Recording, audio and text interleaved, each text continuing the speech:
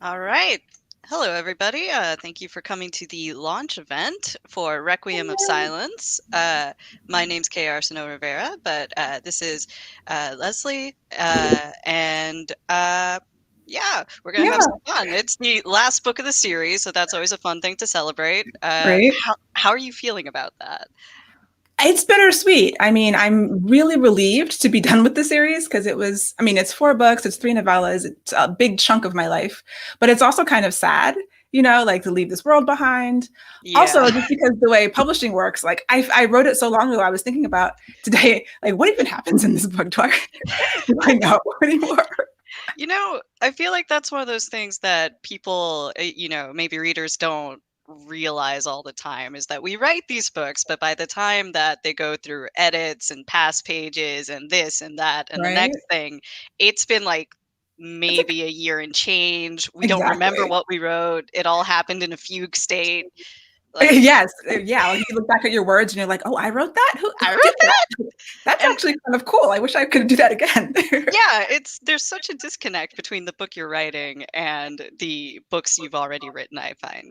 Yeah, and yeah, it's weird because I'm 2 books away from it now, or something like that. I've been working on other things for the past year, so I remember vividly when turning this book in, feeling like I just run the gauntlet, and because I was so worried about ending the series and so worried about like how do I bring this all of these threads, like, oh, why do I have all of these threads? And yeah, like thinking back on it, it all comes back quickly when it's just like, yes, that was whew, it was a lot. Whenever I read one of these books, I'm always admired by how many threads you have going at any given time Oh, because thanks. there's just so many. So I have some questions about that, but I wanted to ask you when it comes to writing a last book, were there any moments while you were working on it that you were like, why did I make myself this problem? In book one, I could have just solved this in book one if I had done this. Right. There's, yeah, like so many. I remember when I was working on book 3 that I had to plan to a certain degree book 4. Like I had purposefully not been thinking about it more than, what I had from the very beginning. Like, okay, these are the 4 things that have to happen in the last book. And then when I was doing book 3, I was like, well, I do have to make sure that everyone ends where they need to begin and do a lot of some planning for that. And then early on in the process, like books 1 and 2, I remember thinking, oh, well, I can just deal with that later. You foist problems onto your future self, and then your future self then has to deal with that. So there was a lot of times when I was like, oh, I could have ended this earlier. I could have done this differently. I should have wrapped this up, you know. And it's like I thought about doing that in the 3rd book, and I was like, no, no, no, it'll be better if I do it in the 4th book, and I will totally figure it out then. And so yeah, like making myself actually sit down and figure out all of those things was really interesting. When you started to write this book, let's just talk a bit about your process, generally speaking. Uh, do you start with an outline for all of these massive amounts of threads that you've got going? Because I sure hope so. Yeah, I'm a what's the word, plotter. So I do have an outline. I didn't have like a series outline up front, but before each individual book I do. So like I had like at the beginning of the series, I just had like a paragraph for each book. And then when let's see, when I was writing this one, I knew all of the threads. I had to list everything out. I had to list out every plot thread, every subplot, every character arc, and just look at it all and then be like, uh-oh, how am I going to do all this in one book? Um, so it was definitely a list, and then from the list becomes an outline. There's just a lot of brainstorming. It was a lot of like reading through all the notes. I had to read all the books first of all, read all of the notes. I have like 6 or 7 notebooks full of notes from years and years, and look at like the ideas that I discounted, and the ones that I chose, and then it was just wrangling, so much wrangling. But yeah, I usually do like bullet points, and then I come up with an outline that's like 15 pages or so for this length of a book. And I try to break it down, chapter by chapter or scene by scene. And that's sort of how I approached it. Someone, I think it was, I can't remember who it was talking about like plotting is like playing 3D chess. And that it felt like the perfect metaphor for it because that's exactly how I You feel. felt like Batman with prep time. So when it comes to actually sitting down to write, how do you approach that? Um, do you maybe like review your outlines before you start? Me, I've got one of these notebooks here where I just try to talk myself into going back onto what's on my outline. Otherwise, I'm just going to veer left every single time. So how do you go through that process? Do you do sprints mostly, or do you write over the course of the day? Yeah, so now I found that writing first thing in the morning is the best thing for me because otherwise it just won't happen. Like if I do it first, it gets done. Imagine that. It was like literally the best advice I've ever gotten. So once I have the outline, I I do what's called fast drafting. So my first draft, I write as fast as I can, and I try to follow the outline. And basically, I do sprints, usually 20-minute sprints. And when I'm doing a first draft, I can get between 2 and 3,000 words a day. And these are just bad, like no one can read them words, like red lines under, like, spell check. They're not even full sentences half the time because I'm literally just writing. I don't read it over. I don't look at it again. I just get through it. And that's because, the first time I tried to write a book, it was like, oh, let's get the first chapter really perfect. And then by the time I got to the end, I have to change the entire first chapter. So why did I spend 6 months getting it perfect? So I really swear by fast drafting. Usually about the middle of the book, my outline falls apart and I have to redo it because everything I planned was like, what were you thinking? That is obviously not what's supposed to happen. None of this makes any sense. And it's all forced. So, but I'm starting to actually figure that out after all of these books, that around the middle, you're going to have to replot. And then usually that's okay. Sometimes the second half of the third act needs another replot and another new outline version. And then after the fast draft, I do the second draft, which is the cleanup, which is hopefully another human being can read it after this point. And usually that's an editor or beta reader or somebody like that. And I've gotten to the point where basically two drafts can be edited and then another one. I think I'm a 3-draft writer. The first book was definitely like 6 or 7 drafts. I feel like the first one, I don't know. I feel like middle books are the hardest to write, but first books are the most fun to draft because you're just kind of running wild at that point.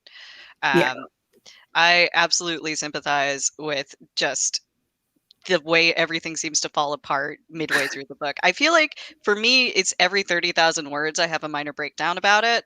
Okay. So, and epic fantasy, that's like 4 or 5 breakdowns a book. Right. And sometimes you just look at it and you're like, this is half of like a YA novel, man.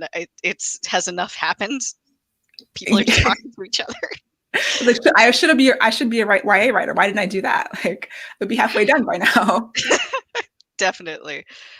So another thing that I've been thinking about lately when it comes to writing is point of view and tense. And with Requiem of Silence, you actually change that a couple times throughout the book when the viewpoints change. So I Mhm. was wondering how you approach that and what the thought process was behind that. Yeah. So most of the book is third person past, I believe, if I'm remembering these books correctly. But in Requiem, there is a certain character's POV that is second person present.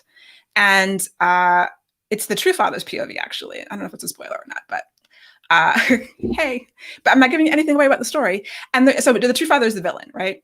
And I was like thinking about being in his head, and I felt like I had to because there's location, you needed to know what was happening with him, and there was nobody else, none of the other main characters could tell you that. And I thought it'd be interesting to finally at the end, get in his head, but I didn't want to be in his head necessarily. So I didn't want to be in a close third. And so I was like, well, what if I do second person? And then I was like, oh, is this pretentious? And then I was like, no, but it's really cool. And I know you didn't know your novels in second person, but like sometimes, I thought about, well, it's really hard and it's a challenge and other people pull it off like beautifully, like you do. And so, can I do this? And it's like a small, he only gets a few pieces, but my primary motivation was thinking about, do I really want to be in his head? This villainous character.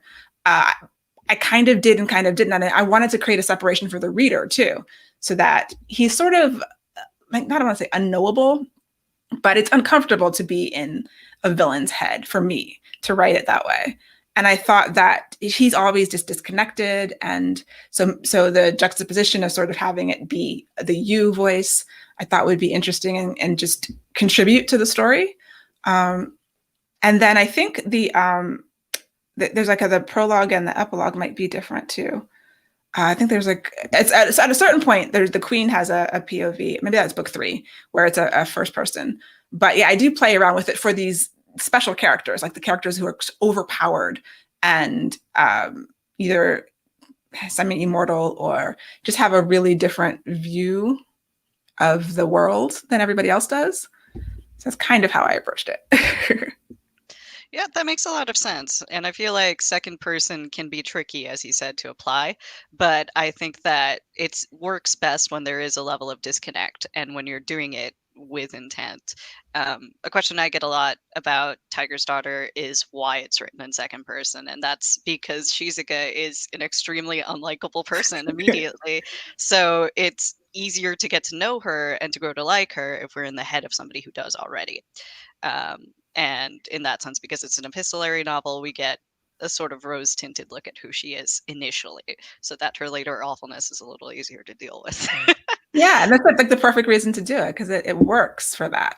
And I think that you kind of people get stuck with POVs, like, oh, I have to do this, I have to do this, or this is the most common thing. And sometimes readers get stuck too. Like I've seen readers be like, oh, I only like first person. And I'm like, how do you only like first person as a reader? That's a choice. It's an interesting choice. Like There's a whole world of books out there. exactly. Yeah.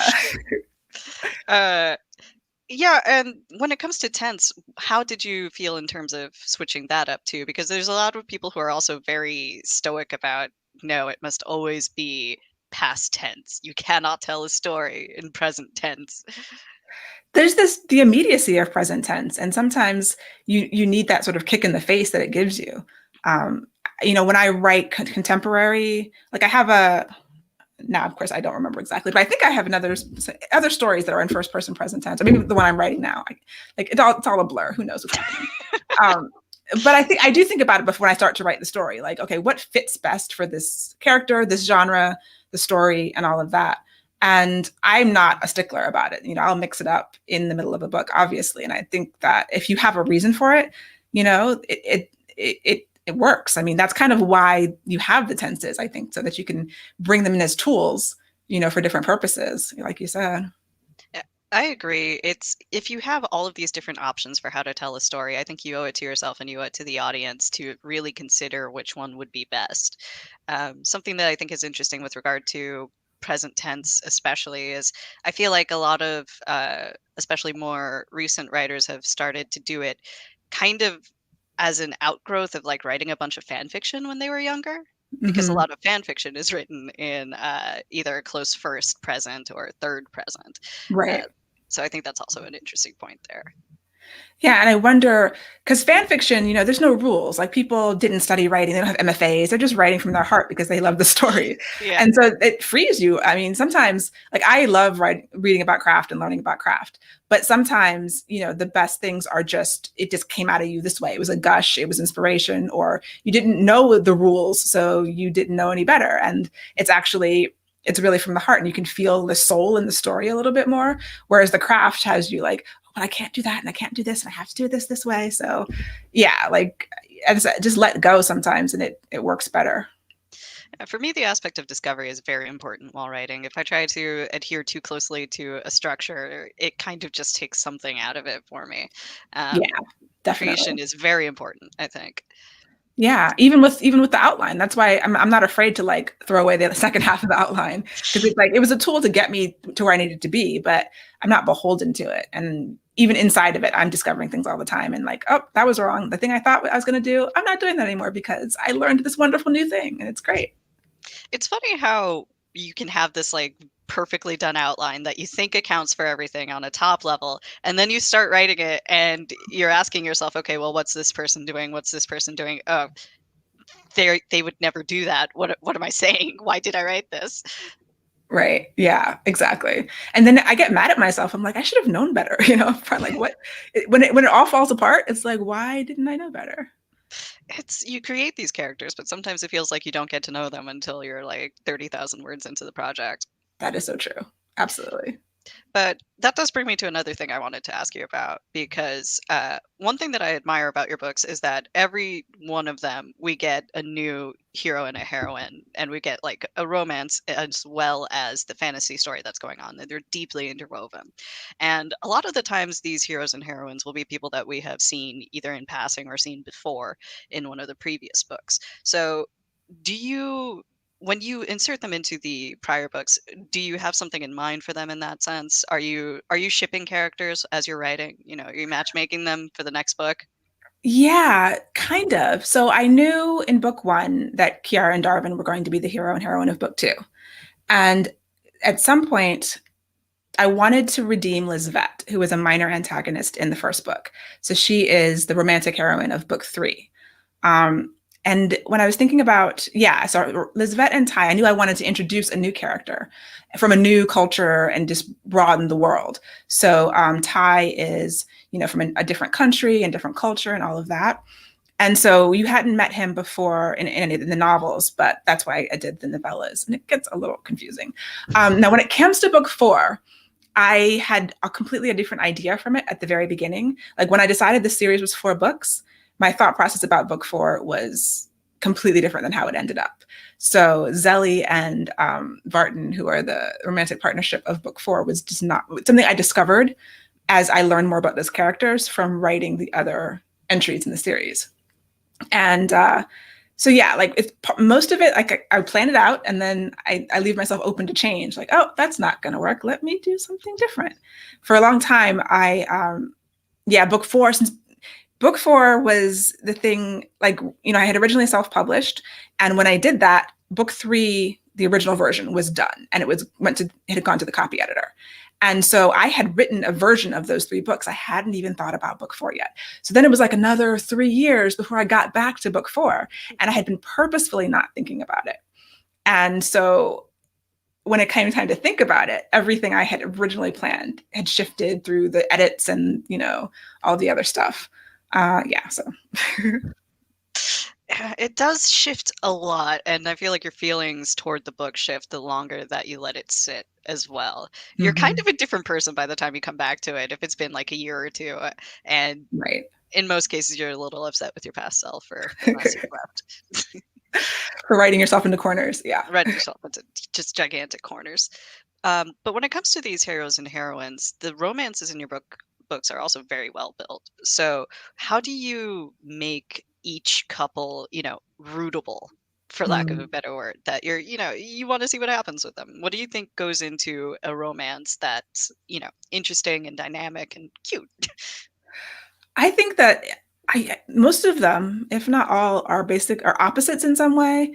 They're coming from either different cultures and races and countries, or they're just on different sides of a war, or so I think opposites attract is always kind of interesting to me. And thinking about what, if I like the characters, if I like both of them for some reason, then I can see how they sort of, meet the needs of the other person. Like someone is lacking something that the other one has a lot of times. And so that's always interesting to me to read about romantically. Like if you can, because I'm completely opposite of my husband, and that seems to work pretty well for us.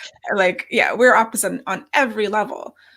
And it makes sense. So like, yeah, I try to make the characters, different from each other across the series as much as possible, and then different from the person that I want to pair them up with in a way that complements it. I guess that's what I'm trying to say. So they're really complementary. I see you just asked a question I was going to ask you. So this is like 3D chess again. What do you like in a good romance? That was Joe masquerading as me. God.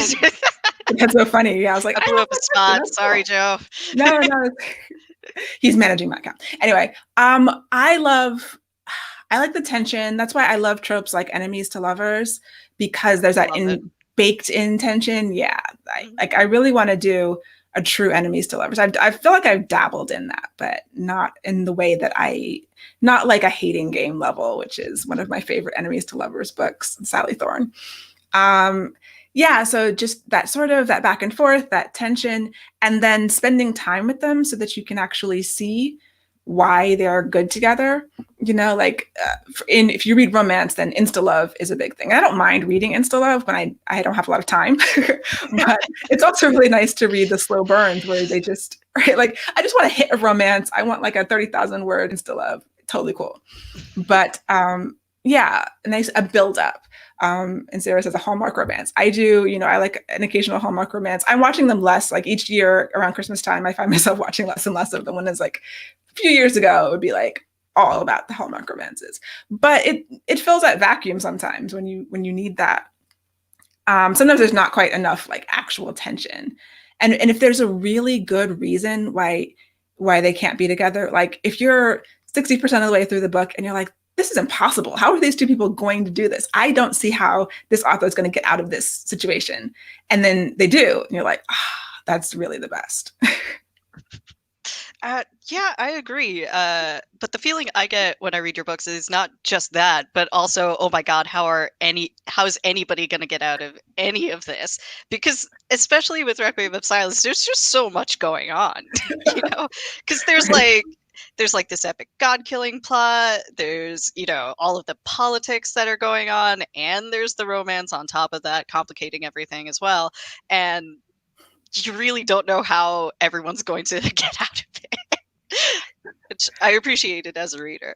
Thanks. Yeah, that's good to hear, because you never know if you've actually pulled it off. It's like I'm really trying for something, and at a certain point, at the very end of it, which I will not spoil, I didn't know exactly how I was going to do it. I didn't know which way it was going to end up. I had options on my plate, and I'm like, which one of these makes the most sense for the journey that we've been on? And sometimes, like, you have an idea, maybe a book or two back or at the very beginning of the series, and you've subconsciously been going that way. And that's kind of the way you think it's going to be. And then you second guess yourself and you're like, oh, can I do it this way? Can I do it that way? At the end of the day, that's how I felt. So I ended up doing the thing that it was a little twinkle in my eye at the very beginning.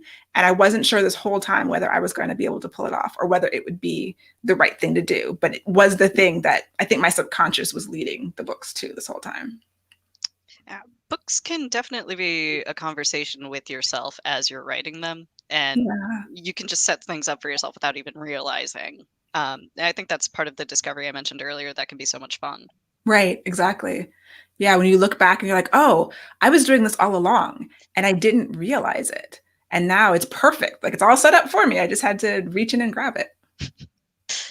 So I mentioned offhand that the politics in this book are also very interesting and have a lot going on.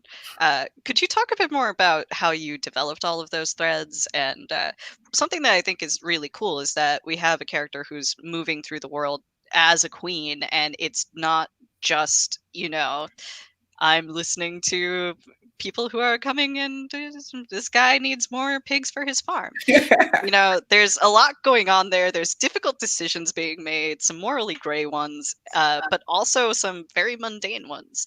I wanted to know how you went about that and keeping all those threads together.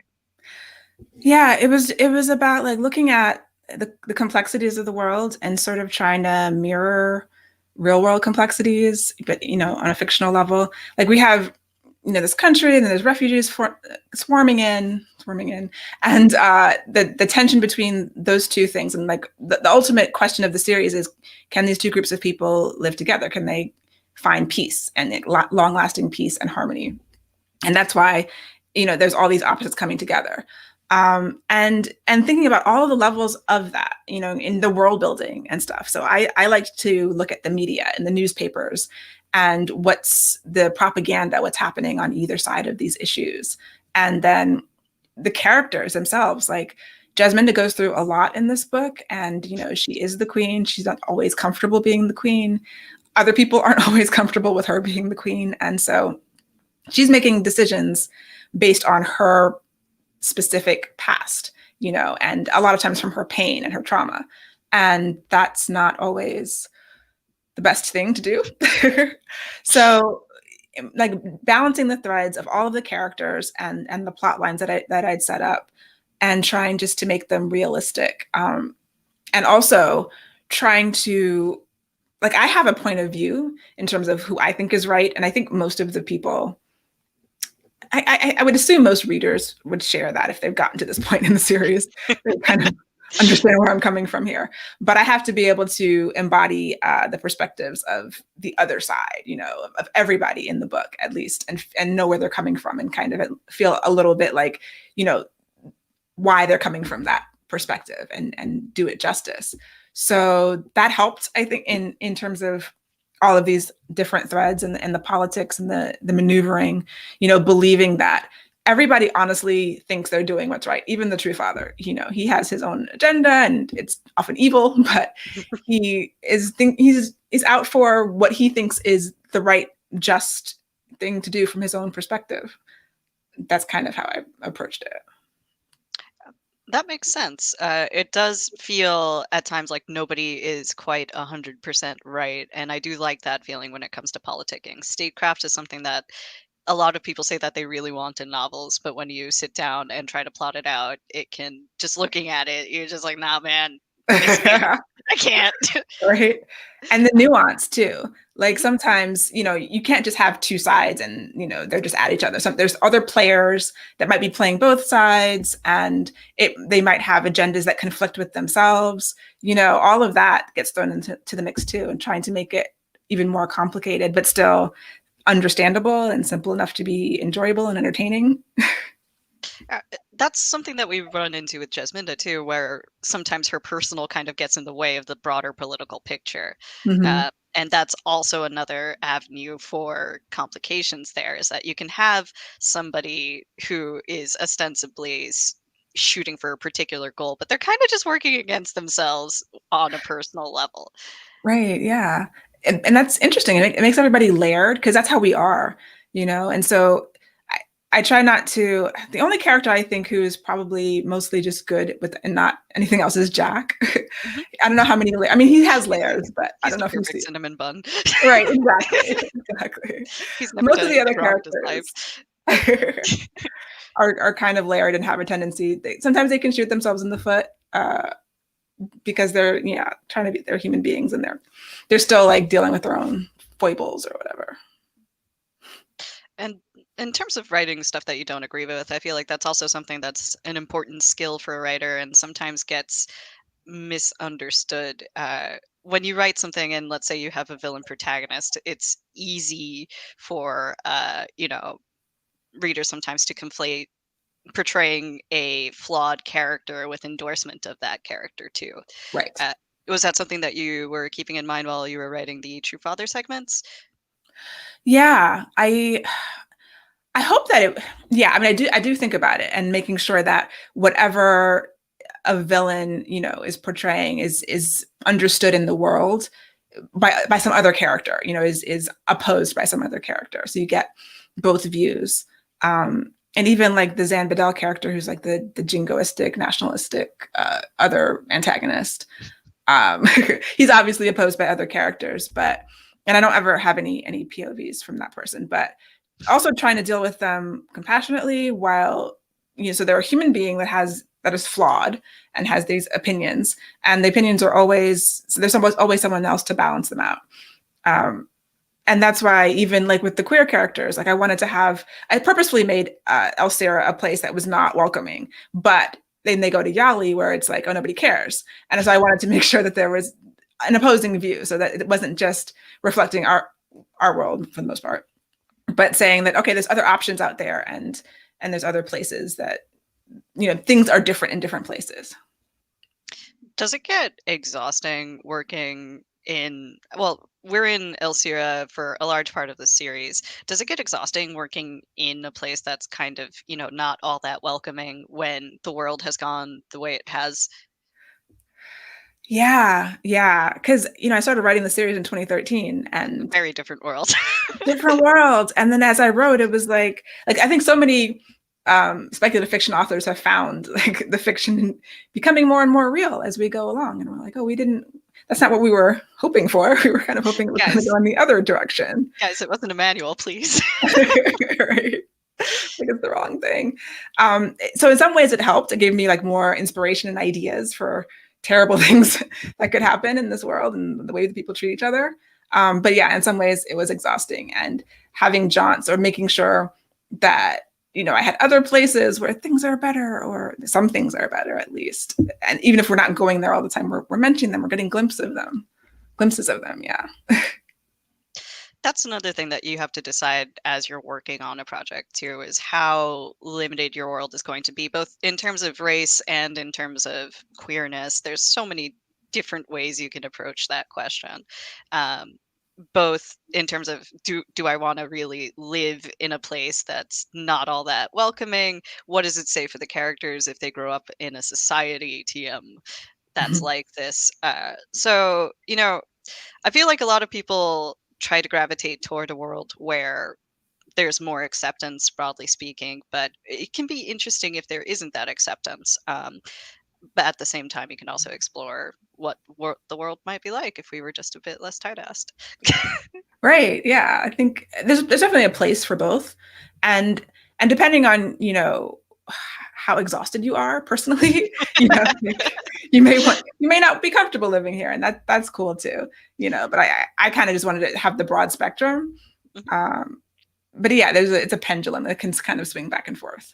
And to your point too, that's something that authors of color get, especially, everybody's always like, why don't you just write the struggle novel of your particular minority? It's like, Right. why are you asking me that? Yeah, like nobody, well, some people do want to do that, but I mean, it's tiring. It's tiring. And you have this whole opportunity to create whatever you want. So it can be a mix or like a mashup so that you can like make a commentary on the world while still not harming yourself by having to just dive deep into your own traumatic experiences. Or it could be a utopia and you could just play there and create completely different conflicts. And I think that's totally cool. Yeah, I think part of the value of having a more diverse base of authors now is that we're able to see different ways that stories can look, Right. both in terms of not just having struggle novels, TM, but also with something as core as story structure as well. Like different cultures have different story Mhm. structures, Right. and being able to see those in play has also been really rewarding for me. Yeah, yeah. Like I only really know the traditional like Western story structure. So when I'm confronted with other ones, it's fresh and it's different and it feels interesting and there's a lot to learn from that, to kind of shake things up in terms of your own storytelling. Like I feel like I'm just beginning to master like story structure from like a Western story structure perspective. And maybe at some point moving towards something different so that people don't feel so I don't want to say isolated, but like if you come across something that you've never experienced before and it's weird and it's different and it's weird and different for you because it's not what you know. So the more that we can get experience with other people's stories and ways of telling stories, then it's definitely for the better. And the fact that publishing is publishing those stories and putting them out into the world and hopefully supporting them, like That's the important part, isn't it? yeah. uh, to your point, there can be, I think, a sense of either isolation or maybe just expectations being subverted when you do go for some of those other structures. There's a four-act structure that's popular in East Asia. I'm not sure if you're familiar with it. I don't think so. I mean, I know there's different, like some people have 3 acts that are really 4 acts, but I don't know if I know the specific Asian one.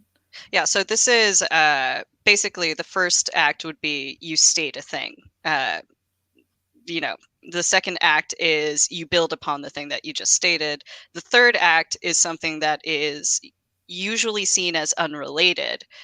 And the fourth act is something that kind of ties everything back together again. So there's no climax and there's no, like big pitched battle. It's more kind of like a reveal or sometimes even an unreveal. So sometimes when reviewers approach novels like that, they're just like, there isn't enough conflict. Yeah. And that's not central to everybody's idea of what a story is. Right. It does go against like what so I was talking before, the rules, the things that you learn that can sometimes hinder you, or they can be so culturally specific that it doesn't enable you to appreciate someone else's storytelling methods, which, what are the metrics that you're judging things by? and how can you expand that? Like, I think that's really important, because all of the ways that we limit storytelling, it's not necessarily for the best idea. Obviously, it's having there's a place for the structure, and there's a place for learning, and there's a place for all of like the craft rules, and then there's definitely room to expand and have the creativity and all these other influences go towards it. So that sounds cool. I don't know if I've read anything that has that structure with it. There's a really great novel that came out recently. I am blanking on the author's name. It's called The Hole. I say novel, it's maybe like 40,000 words or something like that. And the entire plot is just this woman has to move out to rural Japan for her husband's job. A lot of weird, surreal stuff happens to her over the course of it. But definitely just, you can read it in like maybe an hour or two. But it's a really great, unsettling read if you're looking for something like that. And it does Cool. follow that structure pretty well. That's awesome. Mhm. So, when it comes to craft, you mentioned that you're very fond of it, and sometimes you feel like you're struggling against it. Could you tell us a bit more about that? Because there's stuff like, are you familiar with the discourse lately about show don't tell being kind of a CIA psyop? I have not heard that. Okay, so legit. Some of the initial very influential writers' workshops were actually CIA psyops. um, because, Really? yeah, it was either the CIA or the FBI, I'm not sure which, but there was a program in place where they said, okay, what's American literature like? How can we keep American literature from becoming communist? Well, let's teach all of these writers a particular structure. And show don't tell was part of that. So some of the craft advice that we've been getting for years and years and years and years is kind of a political act in that sense. So I was Wow. wondering what you thought about that. That's fascinating. Now I have to go like read all the things about it. Craft in the Real World is wonderful if you haven't read it, by the way. Oh, I have not. I'll have to write that down. Mhm. Um, because yeah, I get stuck because I'm a super concrete thinker. Like this is my personality. So like, okay, this is the box it has to be in, and my brain says, okay, box this. Now this is how I do it. This is the right way to do it. And that works until it stops working. And usually it stops working when I'm at like intuition versus like the box that I've created, and they start warring with each other at a certain point in time. Like the story wants to go where it wants to go, and because I know in the past I've gotten feedback from editors about you need more structure, so I'm also very sensitive Hate that about that note. I too. hate that note. Yeah, like poor hero's journey, and I'm like, oh, okay, sure. But that's what it comes down to too. It's like it's not every story has to be the hero's journey, and there are other structures that you can get a fulfilling story from. Yeah, and but it's interesting that you said that about the FBI, because I think a lot about, the purpose of fantasy and even storytelling. It's a way to promote culture. It's a way to create values in people and to perpetuate the cultural values. And this is how society works. You have to be good in these ways, and these ways are bad. And we want to make sure all the children know what's good and what's bad, and what, perpetuates the status quo, or perpetuates the power structure that's in place right now. And that is a big part of storytelling. That's why storytelling is so important to humanity. And like, I think it is like a core part of being human, but also a core part of being human is control. It's like that's been proven, at least to me. So the idea that the government and these agencies would try to continue this control by teaching us how to tell stories in a specific way, like it does make perfect sense. It falls right into my paradigm of how the world works. And that's like, okay, are we feeding into that more? Because that's how we read too, and that's how we understand stories. So a lot of times things feel wrong when they're out of alignment with the structure that we've been taught to accept. So how do you shift that? Like if a reader is going to read the story and be like, something's wrong here. It feels weird and bad because it's not in the structure that I've been taught I'm supposed to, adhere Excuse to. me. This is less of a question, more of a comment.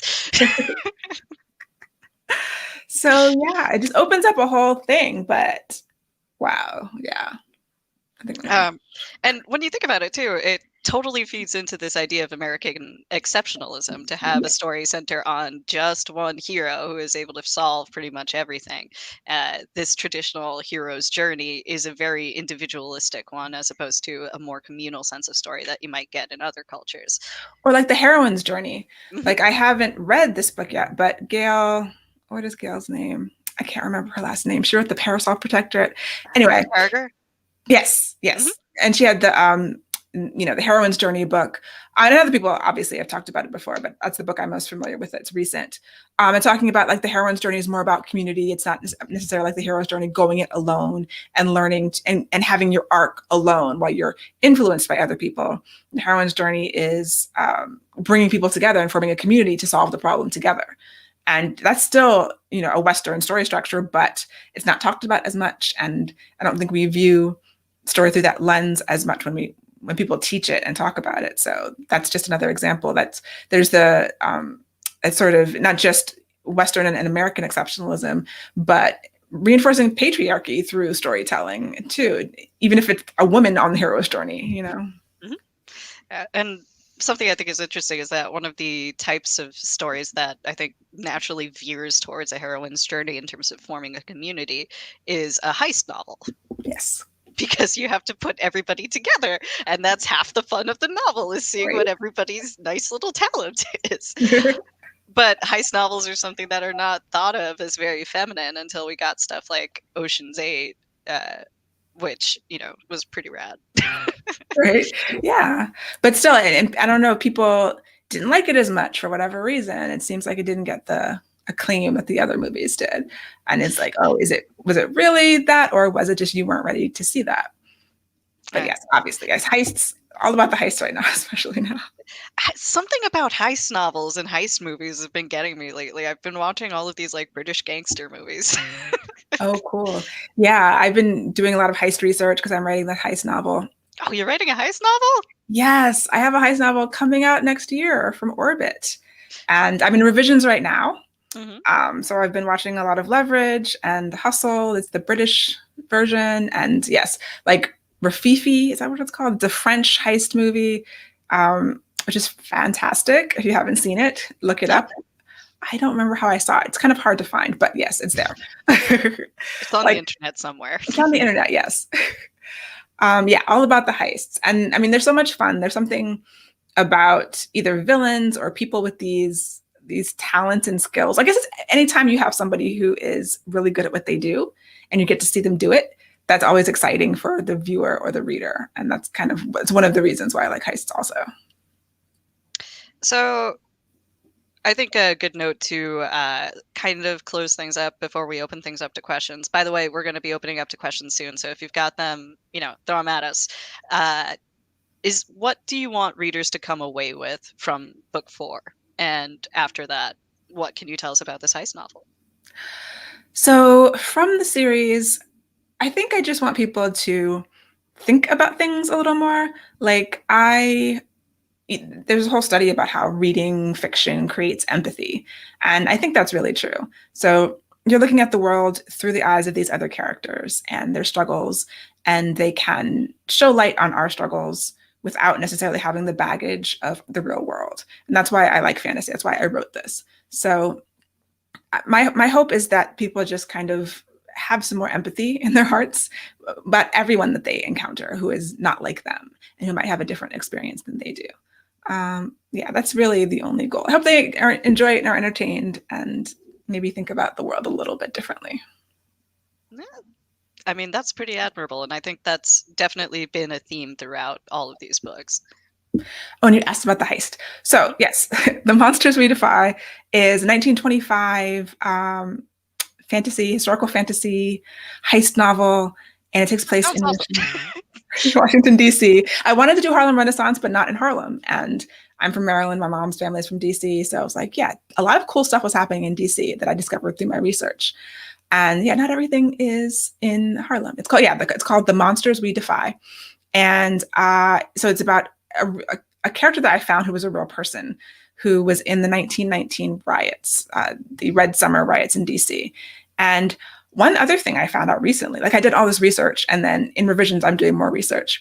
So she was 17 years old and she shot a white police officer and killed him during the riots. And she was arrested and eventually she gets off, which is amazing. Like she spent a year and a half in jail, but she wasn't killed or anything. She was That's free. not how that story usually goes. Exactly, not at all. And the thing I found out recently was that she was the only person arrested for killing anybody during those riots. Like dozens and dozens of people died. I don't even remember the numbers, white and black. And she was literally the only person. So that was weird. That is a weird thing to discover, but at least she got off. Right. Yeah. So then I imagine her 6 years later as a clairvoyant person who has to put together this heist. I mean, put together this team to pull off this heist to save her community, the Black community of DC, from this spiritual threat. And it's a lot of fun. I'm really enjoying it. I'm super excited about it. That's a hell of a pitch. I'm super excited about it. So around this time, we can open things up to questions if anybody's got some. Until then, we will mill about. Just kind of talk about whatever, but feel free to interrupt with questions. It's okay. We promise we'll deal with them. So just a quick question. What do you use to write? Are you a Scrivener writer? How deep into the Scrivener hole are you? Yeah, I'm definitely a Scrivener writer. And I like gadgets too. So my first drafts, for a long time, I was doing them on the AlphaSmart, which is this little old piece of technology. It's basically just a keyboard with a tiny little screen. And it was used, they don't make them anymore. It was built in the 90s or something. And so you can't edit. That's why, like, write all the way through, don't edit. And then I bought a free write, which is like the new version, the like ridiculously expensive version. But I love gadgets. I've heard those expensive. Yeah, and it's so cool though. It's so cool. If you're a gadget person, then you will just spend money on it. So yes, and then I put it all into Scrivener. I go deep into Scrivener. I spend a long time setting up I do my story Bible in Scrivener because it's the writing application. You can have all these folders and icons and organizational systems and templates and index cards and lots of cool things, which I love because I'm a tech person. So, right, we've got a question. Who was your favorite journey to write about? Oh, that's so tough. And I will probably answer this differently if you ask me on a different day or maybe at a different time. But right now, on this timeline, I'm going to say that Zelly. Zelly, I realized when I was writing Requiem, she has the biggest character arc of anyone in the series. We meet her in book 2 in Whispers of Shadow and Flame, and she is a teenage servant. And then she goes on a journey in that book, and then she goes on a whole different journey in Requiem. And she ends so far from where she began that, in book 2, she's kidnapped and she's enslaved basically, and then she gets free and, sorry, spoilers, but right. I'm going to assume that people have read the book 4 stream. It's fine. Exactly, right? But yeah, like to see where she goes, I didn't expect it necessarily. Like I had those inklings. Okay, I think she's going to end up here. Can I do that? Is that okay? Yes, spoiler alert. But yes, she is a really fun journey because she gets double journeys. Like Kiara a lot of the characters are in multiple books and they're doing things in multiple books, but not all of them have the big, quest kind of thing. And she gets 2 of them. And so as much as I love all of the characters and everything, Zelly's has a place in my heart. All right. Next question. What are we reading right now and what books should be considered? Okay. You consider reading? Yeah. I'm doing a lot of research right now. I'm thinking, what am I reading? Fantasy romance. What is this book called? Of course, it's top of it. I remember She asked me about a book. Okay. Song of the Forever Rains, which is a fantasy romance that I read recently, which was amazing. I thought it's by an author named E.J. Mello. I thought was super good. And other than that, at the moment, I'm also reading historical romance right now. I'm in a Mary Belloc phase, who is is it Regency? I don't know all the things, but it's a historical romance. I'm reading the series, The Bedouin Saga. And sometimes I don't like to read fantasy when I'm writing fantasy all the time. So other things are helpful. But what should you be reading? That's a tough one because I never know. I'm often like behind. There's a lot of cool things that I want to read that are on my Kindle and that are on my bookshelf, and I've got stacks of books. You've got such a nice bookshelf. Right? Yes. And some of them I haven't read. It's okay. It's the bot that counts, as they say. Right? For me, I'm currently reading Charles Mingus's autobiography. Uh, Oh. yeah, which is wild. If you guys haven't read it, um, my stepfather is a jazz musician, so he's super into jazz, and then one of my partners is also super into jazz. So this kind of was a natural just read Charles Mingus's autobiography. I'm gonna say something like 80% of it is obviously made up, but oh, the Sapphic trifecta. You know, I have not been able to get to them yet. It has been a very long year for me in terms of writing. I've been doing a lot of IP work that I can't tell anybody about for like 2 or 3 years. So Oh I've been no. swamped. And so in terms of a lot of the reading that I've been doing has been reading outside of the fantasy genre. So stuff like Mingus is safe right now. To talk uh, about, yeah. But Tasha Suri, I haven't read the new one, Jasmine Throne, although mhm. I loved her other books. Of course, I don't know the names of them either. It's easy to forget names on the spot. It's okay. But Mingus, I had them play Goodbye Pork Pie Hat, which is Mingus, right? That was the song I walked down the aisle to my Oh my wedding gosh. because it just reminded me of my dad who passed away before I got married. So I was just like, this is, yes, I had a jazz band playing at the ceremony of my wedding, and that's what That's I. wonderful. Um, I would say read it, but keep in mind that he's exaggerating a lot and he gets very weird at times. Oh, But wow. yeah, something that in terms of stories that are told kind of outside of the norm, he tells it with he is himself a character and he is telling you about it as if he is living in his Ah, younger self's head. So it's ah, a very like folklore feeling to it. yeah. Mhm. It's definitely I worth it. That's like I read Duke Ellington's autobiography. I tracked it down. It's hard to find. It's not digital. And it is full of what I'm sure are tall tales. I was Fair. like, none of this is true. So we've got another question. How many Moleskine Cair notebooks do you go through when you're planning a novel? Leslie, how many do you go through? So this is I yes, I every novel gets a book. I put random stickers on it, whatever I have around. And I Thank you. yes, I love it. I go through at least two per novel.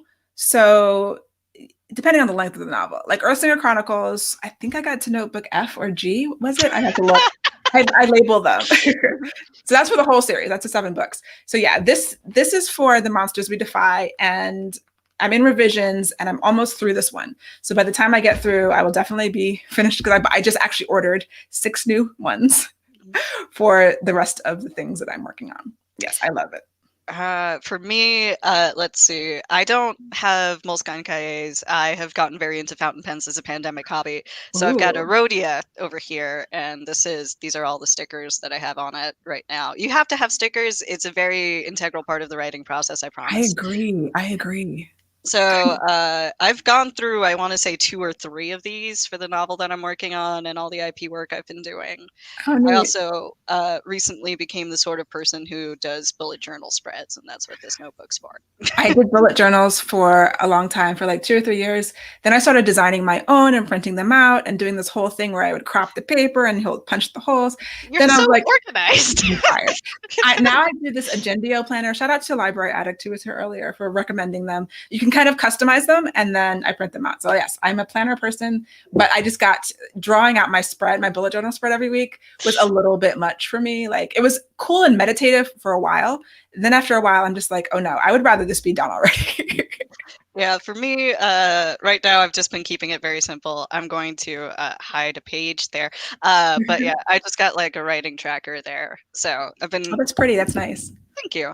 Uh, Keeping track of how many words I've written has helped me write more, weirdly enough. Me too. I do it on a spreadsheet though, just so I can have the auto calculations. And because I'm doing time in and time out, so I know, even though I always write in the morning anyway, so it's kind of stupid. But I just want to know how long it took me to do everything. Mhm. Yeah. All right. This is actually a question that I had, and I could not remember the word. So thank you for asking this, Library Addict. How difficult were your epigraphs to come up with? They're fairly hard, yes. They're pretty hard to come up with. I always do the epigraphs after I finish the book, so I leave myself about 2 weeks at the end of the book. So each of the books have epigraphs from an in-world book, Mhm. and yeah, so there's 50 to 65 chapters per book, generally, and the hardest one was Whispers because I did an epic poem, which was like an iambic pentameter with a certain rhyme scheme, and it told a story. So that was like, why did I do Going for this? I extra thought it credit. was, right? Like, yes, definitely pretentious. Like, I can actually do. I'm not gonna lie, but I thought it would be fun, and it was insane. Yeah, and sometimes I have to go back and change them. So for twice, the epigraphs changed between me turning in the book and the copy edits because I was like, oh no, this is all wrong. I have to do them all again. I did that for Whispers and for Cry. Yeah, it's when you're a reader, having chapter titles is so cool. You're like, oh my God, this is the best thing ever. But as a writer, you're sitting there like, how do I sum up what happens here without it just being some kind of meme or joke? Yeah. And so in Monsters We Defy, I'm actually doing chapter titles for the first time. Like I've never done just a simple title. I've done these epigraphs, which are crazy. And because I don't really, I guess as a reader, like I don't really read the chapter titles. I think skip them, which is even worse. But I know the authors spend a lot of time because I'm spending the time now. Like, okay, if they don't skip them, will they get anything out of these actual titles? And yeah, how do you sum up the chapter? It's the same thing. It's very interesting. Right. We've got another question. Is it safe to compare your series to Outlander or Jacqueline Carey's books? I have not read Jacqueline Carey's books. They've been recommended a lot. And then I heard whatever the Crucial's Dart, I believe. Mhm. I started reading that, and someone was like, "Yeah, the beginning is very boring. Skip the first 100 pages." And I was like, "Oh, well, if I have to skip the first 100 pages, I'm not reading this book." That might be a controversial thing. I never finished it. I'm Coming sorry. in with hot takes here. I know. Forgive me. I apologize. I know it's a Chapter classic. Twitter's gonna have your ass for that. It's okay. Someone It's else okay. told I me forgive that. you. I won't I won't name the name of the author that told me that. But haven't read that one. Outlander I did read. Outlander is kind of rough. You know, I read the first one. I was a little traumatized. I can't watch the TV show because of it. So maybe not. Like I am not a really good person to judge at this point. Like, yes, it's fantasy-ish and romance and Yeah, I mean, I would say your books are different in terms of feel, and certainly something like Outlander was written in, I believe, the 70s, 80s? something like that sounds right. Yeah, like those books are older and definitely show that in some places. Not that they're necessarily bad, just that I think romance and fantasy are some of the genres that, you know, evolve very quickly according to what people are into. So when you read an older romance, sometimes it's very much of its age. Yeah. Yeah, I mean, when I read Outlander, I was obsessed for that entire week. It took me that long to get through it. I mean, I'm usually a really fast reader, but it's a super long book. So yeah, I did enjoy it, but I also was like, ooh, that one was rough. I don't know. I don't know if I can continue. There's Yeah, more books. It might just not be for me. it might not be. I need a kindler, gentler romance. And I think that it's not for me is such a powerful and freeing phrase. Yes, yes. Because I mean, everything is so much about taste, and the things I read 5 years ago and loved, I could reread now and not love so much. So it's also where you are in life, and so many other factors go into your enjoyment of a book. So yeah. All right, we got time for one last question. If anybody wants to squeeze one in.